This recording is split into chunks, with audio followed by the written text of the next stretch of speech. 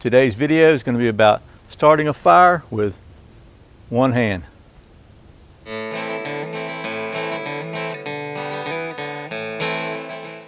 My name is Brian and you're watching Survival on Purpose. Welcome back to Survival on Purpose. Thanks for joining me. So, like I said, this video is going to be about how to start a fire if you only have one hand. And Justin over at Knife and Guns kind of invited me to do this, and we were talking about this a little while back. And Knife and Guns, by the way, is another YouTube channel, sorry. And anyway, as it turns out, it's a pretty appropriate time for me to do this. And because I cut my hand last weekend doing something really stupid. If you're squeamish, by the way, you might want to turn your head for a minute, but you can see I got 5 little stitches there, so you know, could be worse. And it turned out okay. There's no nerve damage or tendons or anything like that. But made me think, you know, it's probably a good time for me to start a fire with one hand and work on that, because I've been doing, you know, I have to keep this thing dry, taking a shower with one hand, and just, I can use it now, but first couple of days were pretty rough. So kind of got me to thinking, what if I was in the woods, or you were in the woods, or anywhere in an emergency situation, and you were injured, and you had to do something with one hand. So originally I was going to do this with my left hand to make it even harder, but my left hand is the one that's injured, so we're going to go with the right today. But I'm going to show you some different things you need to think about. In my opinion, building a fire is one of the most important survival skills you can have. A fire does so many things for you, can literally save your life. And if you're injured, which is, you know, if you're in a survival situation, there's a good possibility you could be injured. That may even be why you're in the situation. So I'm going to talk about just some concepts about one-handed fire building and show you a few different techniques that I think work pretty well for me. So let me readjust things and we'll get started right now. Okay, well, first of all, fire's fire. The fire doesn't know how many hands you have.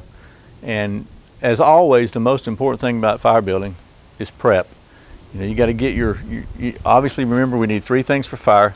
We need oxygen, we need heat, and we need fuel, something to burn. So those 3 things, it doesn't matter if you're one-handed or 12-handed, those are just the way it is, and you can't change that. In addition to that, the other rule of 3s with fire, if you remember, is, you know, you got basically 3 different sizes of combustible material. You got your kindling, start with your tinder, then your kindling, and then your fuel. So you always want to start with something really, really small. If you're in a situation where you're handicapped and you only have one hand, then you want to pay extra attention to your fire prep, because it's just going to be, everything's going to be harder. So you want to give yourself as much of a chance as you can. So you're going to be looking for some really fine, easily combustible material that's going to help you to get started a fire right away. And you may be looking at natural materials, you may be looking at man-made materials. We'll talk a little bit about both of them, and that's why I always recommend, by the way, carrying man-made, surefire, it'll burn right now fire starters. So we'll talk about some of those, and we'll talk about some natural materials. Okay, so right here are some examples of man-made tinder. This is a wet fire cube. You've probably seen these. They come in little sealed packets, and you break them open, crumble them open. This is a mini, I think it's a mini Inferno. It's just an impregnated little, really hard cotton thing. Almost looks like a cigarette butt with some wax and stuff in it. Vaseline coated cotton ball and sheet of notebook paper. Anything that's going to help you really get that fire started. You know, different tinders are going to take different things, but you're still going to have fuel. You're still going to have something else to burn, but first you got to get it started. So this is some man-made stuff, and we'll talk about another special one in a minute, but that I really like. But it's very similar to all these. You know, you're going to be able to get any of these started with an open flame, and some of them you'll be able to get started with a ferro rod or a very hot spark. So this is some man-made tinders. Let's take a look at some natural tinders that you might find around you. Okay, one thing that's going to be really helpful possibly is some dry grass. If it'll break like this and snap off, then it's going to be very helpful to you starting a fire, because it's going to burn quickly and burn hot. So if you can get some grass like this, if you find some, you definitely want to get it. Another item that you might want to look around for if there's any pine trees in the area is some pine sap or pine pitch that would occur when a tree's been damaged. And while not really a tinder, because it's not going to burn by itself probably, it actually does a great job of extending a fire, because it is very flammable. So if you can find some, just pick off a big glob. Be careful not to cut yourself. And you can put this on something and it'll really help your, and I get it to focus. There we go. It'll really help your fire to be extended, and whatever kindling you do find to burn a lot hotter. Okay, a couple of other things you might want to look for is some trees, down trees, but that are off the ground. So this, like for that, snap off very dryly. We want really dry wood. And if it's maybe down and it's obviously dead, but it's not touching the ground, if it passes the snap test, and you can hear it, then it's probably pretty good to burn.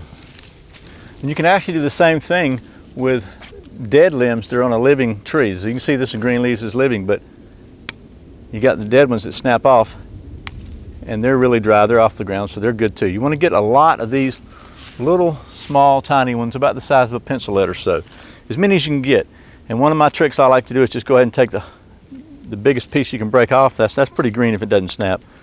But the bigger piece you can break off means you can carry more of them back to the camp at one time without having to where you're going to build your fire, without having to carry a bunch of little pieces like this. If you can get the whole limb that's dead, that's even better.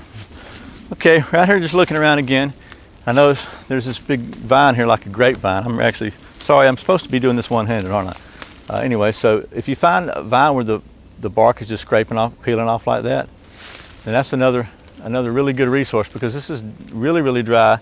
It'll burn really good. So get some of that. You just want, the goal here is to find as much dry, really highly combustible stuff as you can. Okay, in addition to some really combustible, highly combustible, small, tender, a little bit larger kindling, you're going to need something to help you get some striking done if you have to do any kind of striking with a ferro rod, which you're going to need probably a decent sized log or limb or something like that. So look around and find something that you can use.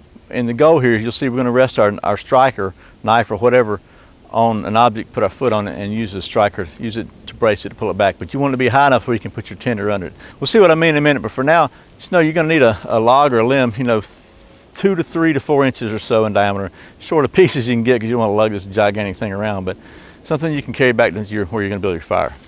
Okay, just make sure if you think you're going to need a fire and you're in a bad situation that you give yourself plenty of time, because trust me, everything is going to take you a lot longer doing it one hand than when you have two hands. Just a simple act of breaking tinder is a lot harder just using one hand. I mean, especially as you get into a little bigger wood.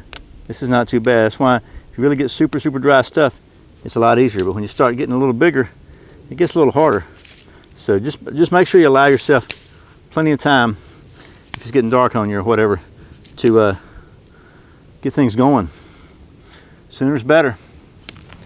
Okay, just want to give you a little example, a little better idea. This is the size I'm talking about. You see I'm using my hand already. I can tell you, you're going to need a lot more time than you think. I'm just making a video here, so I don't want to take all day, but I can tell you that just thinking about when you're gathering your material, how long it takes, because I'm breaking these things off, holding them with my other hand. If I didn't have my other hand, it'd be a lot more awkward. You have to find somewhere to put these, put a bag to put them in or something. Just remember, I'm telling you, as I go through this process of just making this video, it's amazing how eye-opening it is, how much you use your other hand. I'm trying to not use it, and every time I turn around, I'm doing something with it, which you won't have that luxury if you're injured. So anyway, you got the really small ones, the medium size, and a little bit larger. And then make sure you have, this is not nearly enough, in my opinion. If you're in a survival situation, you need to spend as much time as possible to gather up as much of this as you can. So once you get your fire started, you've got what you need to keep it going without having to go look around and chancing it going out. But anyway, this is kind of your basic feel. You want to make sure you're plenty to go, but you still don't really have any really fine kindling here that's going to get the fire started. This will start with a flame, but if you don't have a solid flame, then you're out of luck. So let's take a look at what we're going to use to possibly get the fire going now that we've got our stuff together to build the fire. Okay, we got some long shadows going on here as usual, but obviously something everybody should have with you is a big lighter. This is a mini one. For a small survival kit I had, I took it out of it, but a full size one works just as good. Okay, one of the disadvantages of a Bic lighter is if you're having a little bit of trouble getting your tinder lit or whatever, it's kind of awkward holding it upside down. It gets really hot, it can burn you. It just doesn't seem to work as good. It's really great though, but it is a solid flame. So one of the things I always carry in my emergency kit is some kind of candle. In this case, I've got one in a tin. You don't have to have it in a tin. What I like about tin is that you can light the candle, and this one's not been lit before, as you can see, but once you get the candle lit, you can set this candle under your tinder and let it burn under your twigs or whatever, and you don't have to stand there and try to hold a big lighter. It'll burn as long as you need it to. When you get your flame bit, just push it out with a stick and blow it out. The reason I like the kind with the tin is because if it gets hot in your pack and it goes to melting, this thing will pretty much stay where it's at. I've had some candles just really get screwed up in the pack because it was so hot. So this is just a pretty good look. And plus, when it burns out, you got a tin you can use for making charcoal or whatever. So anyway, but I would recommend carrying a candle with you. That's something really good. Easy to do with a light one-handed. Problem with the tin is you got to be able to get this thing open. And I don't know that if I could have gotten it open with one hand, to be honest with you, because it was on there pretty tight. But look, you could chop it if you had to with your knife or whatever and get it open. But I carry a candle of some kind, even a little birthday candle, just a little 99 cents for a dozen of them will do a great job in extending your Bic. Another alternative to a Bic lighter for a good one-handed fire is a trusty old Zippo lighter. I keep mine with a big piece of inner tube on it as a kind of like a suggestion from Andy Tran, but it'll work too, and you can actually kind of set this in there.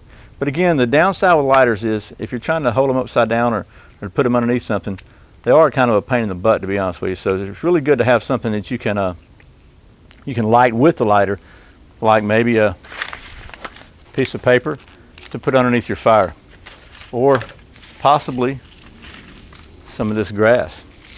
Okay, so that's the instant flame lighter. That's pretty simple. Everybody knows that.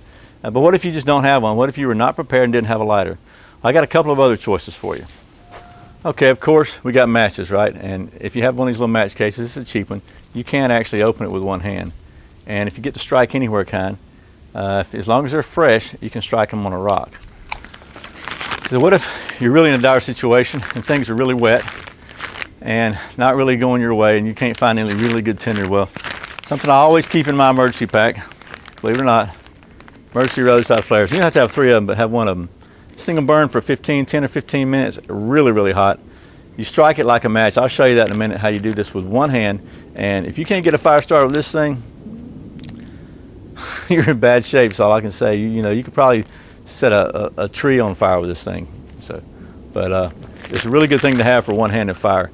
Maybe this is some of the stuff you're not expecting in this video. Everybody's looking to strike a ferro rod, and we're going to do that. But I just want to show you some options to make you think, to help you think about what could happen if you're injured in the woods. I always try to carry several ways of making fire with me that I could use one-handed. Okay, let's take a look at the matches first.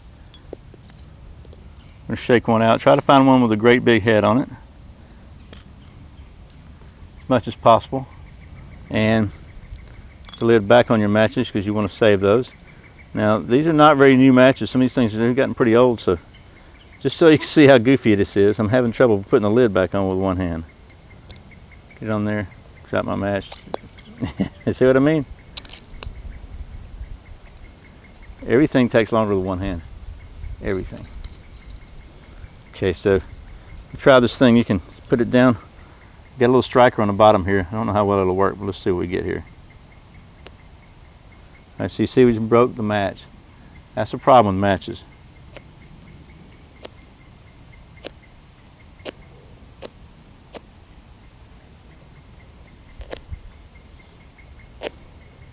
Yes, this match is pretty old, you can see. That's why I always carry extra stuff. Just showing you the real world here. Matches are probably not your best option. They worked for years. They were great technology for a long time. We'll try one more. You strike them on blue jeans. Maybe you can strike it on the wood here.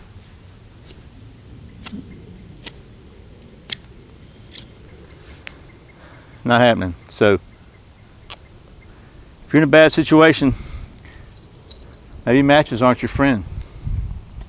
So let's take a look at another one. And again, we got one hand, so I'm gonna do the rest of this with one hand just so it's realistic. Open this thing up here, and I think sometimes the easiest way to open it is gonna be knife out with one hand. I think that's one of the reasons I like a sheath knife. A folding knife is just a little harder to deal with in an emergency situation. I'm going to cut the top off this thing. This, by the way, is the knife that got my hand. She's sharp. If we can open this thing up, it'd be great. Okay, so we get one of them out. So this thing has got plastic cap on the end of it. You pop that cap off, then you got to take this other end off, like so. Brace it against your log. Get your hand out of the way. You take your striker and you strike it. Now that right there will definitely start a fire. I mean, there's no sense in me even showing you, but if you want me to, we will, just so you can see. It'll burn your butt too if you're not careful. We get a couple of these little sticks here. Grind them up. Show you. So you see that'll get her going right there. And this thing will burn for a long time too. So we're going to set it aside though and try something else. I just held it with my hand. So that's a keeper there, buddy. I'm telling you, if you don't have these in your emergency kit, you need to have them in there. Not only are they good for signaling, they will start a fire like nobody's business.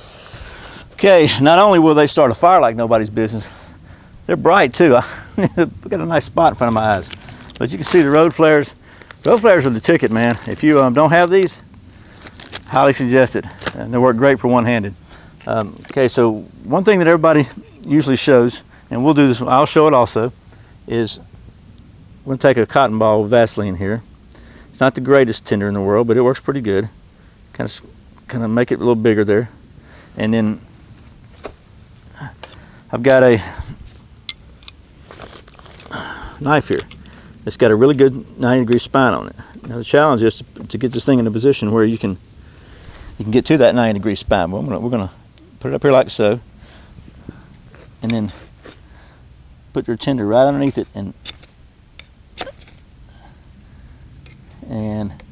do the old strike thing on it.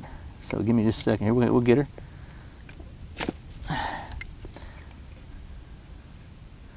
Real easy to do this on a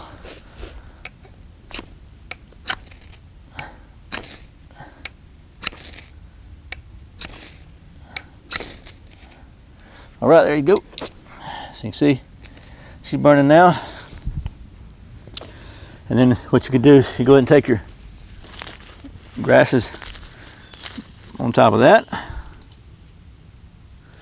and your tinder, your sticks on top of that, and you'll have a nice fire. So that's the easiest way I know to do the ferro rod with a knife, is just find something to brace it on, put your tinder right underneath it, and do that. So move you out of the way.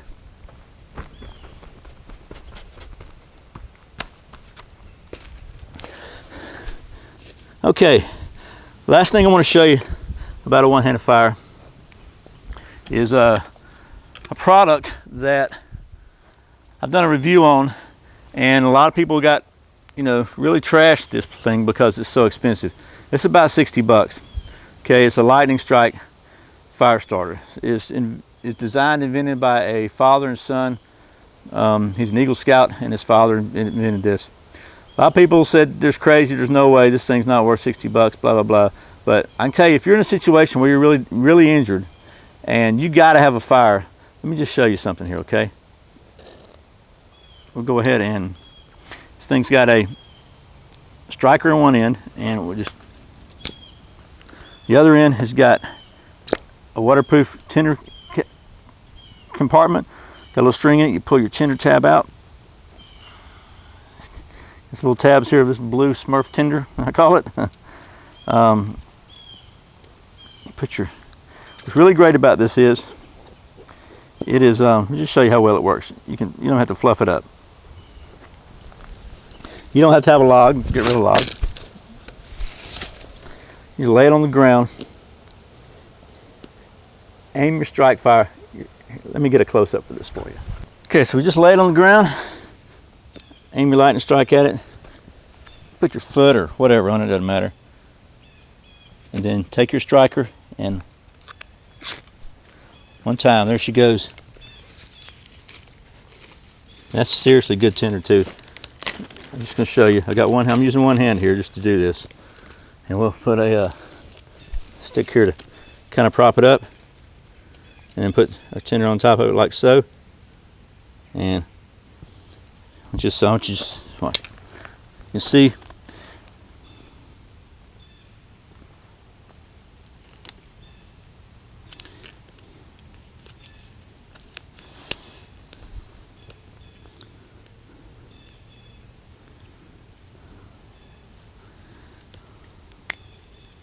there you go. Once you're at this stage and you got enough fuel, then you got a fire. And so, yep, is it cheap? Nope, not cheap. So work has not failed me yet. Works like a champ. And this is not a lightning strike video, but I was sent one to review. I liked it so much I shelled out 60 bucks out of my own pocket to buy it. Hopefully you can see why. This is not my everyday fire starter, but this is my emergency kit. If you're ever in a place where you got one hand, I've not found a better fire starter than this. Maybe a lighter. Okay, maybe a road flare, but this is reusable and you can make a lot of fires with it. So, all right, well, that's a couple different ways of starting a fire with one hand. A little bit about the principles and things you need to think about.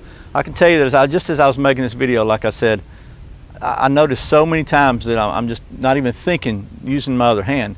And when you start thinking about, if you really force yourself not to, you ought to try it sometimes. It's a great experiment. Just force yourself to build an entire fire with your hand in your pocket or without using a hand. I'm telling you, it is a crazy challenge, and maybe we'll do that on a different video, just do the whole fire. But I want to kind of go over some of the principles on this one and show you, just maybe to get you to thinking. Obviously you're going to want a big lighter or something with you at all times, and that's a no-brainer. Open flame's the best way to get a fire started. You're still going to have some good tinder to get the flame going, but I'll tell you, if you're looking for a long-term emergency thing, and again, this is not a lightning strike video, but this lightning strike right here, it is absolutely the bomb. I mean, those little blue tinders, I've never had one not light on the first strike, and they burn for a pretty good while. They burn hot, and this thing's so easy to use one-handed. I don't want to use a caveman analogy. A caveman can do it, but I think so. I think probably a monkey could do it. It's really easy to use, and it doesn't take any training. Works great. So, like I said, this is not a lightning strike video, but it's easier to use than a standard ferro rod, which will get the job done. But you saw the difference between that and this, and so hopefully this has been helpful. Hopefully it's got your wheels turning up here. I really suggest just trying a fire with one hand. Trying to just go through a couple hours with one hand, and you'll see what a challenge it is. Some of you may have already done that if you had an injury or something, but anyway, I hope this has been helpful. As always, thanks for watching Survival on Purpose. Thanks for subscribing. Thanks for clicking that thumbs up down below. Let Google know you like outdoor kind of videos. And share with your friends. It'd really be cool. If you want to support this channel, please check out the Amazon links below. They help me out a little bit. I'll also put a link to this lightning strike, which doesn't help me out at all, but I think it's a great product. I'll put a link down there for you. I can't put this in my Amazon store because it's not on Amazon, but it is good enough. I'd like to, I'll put a link below anyway. I'm rambling again, so sorry about that. Once again, my name is Brian. You're watching Survival on Purpose. Remember, survival is not an accident, so be prepared. See you next time.